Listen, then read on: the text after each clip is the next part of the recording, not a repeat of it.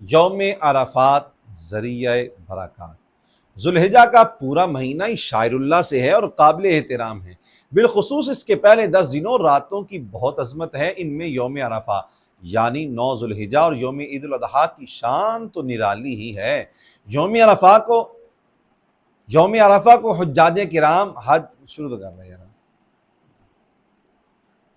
یوم عرفات ذریعہ برکات۔ ذوالحجہ کا پورا مہینہ ہی شاعر اللہ سے ہے اور قابل احترام ہے، بالخصوص اس کے پہلے 10 دنوں اور راتوں کی بہت عظمت ہے۔ ان میں یوم عرفہ یعنی 9 ذوالحجہ اور یوم عید الاضحیٰ کی شان ہی نرالی ہے۔ یوم عرفہ کو حجاج کرام حج کا رکن اعظم وقوف عرفہ ادا کرتے ہیں۔ اس دن رب تعالیٰ کی رحمت جوش پر ہوتی ہے، وہ بندوں کو مغفرت سے بھی نوازتا ہے اور دعائیں بھی قبول فرماتا ہے۔ یہ انعام و اکرام فقط حاجیوں پر ہی نہیں ہوتا، ان کی برکت سے دنیا بھر کے مسلمانوں کو نوازا جاتا ہے۔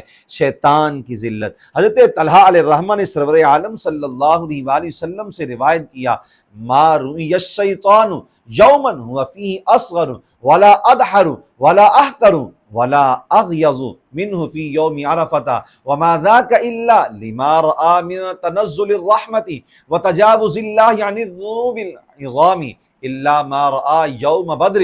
یعنی عرفہ کے دن شیطان سب سے زیادہ ذلیل و رسوا، دتکارا ہوا، حقیر اور غصے سے بھرا ہوتا ہے۔ اس کی وجہ صرف یہ ہے کہ وہ دیکھتا ہے، یعنی ہر خاص و عام پر رب تعالیٰ کی رحمت نازل ہوتی ہے اور اللہ تعالیٰ بڑے بڑے گناہوں سے درگزر فرماتا ہے۔ البتہ بدر کے دن وہ اس سے بھی زیادہ ذلیل ہوا تھا۔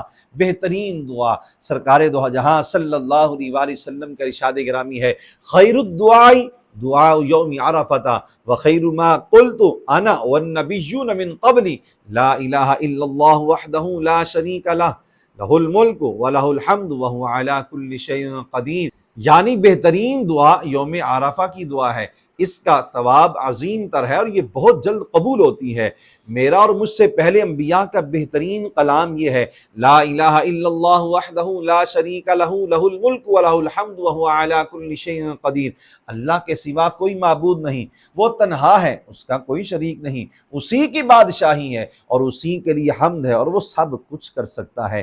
روزہ کا اجر۔ سیدنا ابو قتادہ حارث بن ربیعی رضی اللہ تعالیٰ عنہ سے روایت ہے کہ رسول اللہ صلی اللہ علیہ وآلہ وسلم نے فرمایا، صیام یوم عرفۃ احتسب علی اللہ ان یکفر السنۃ التی قبلہ والسنۃ التی بعدہ۔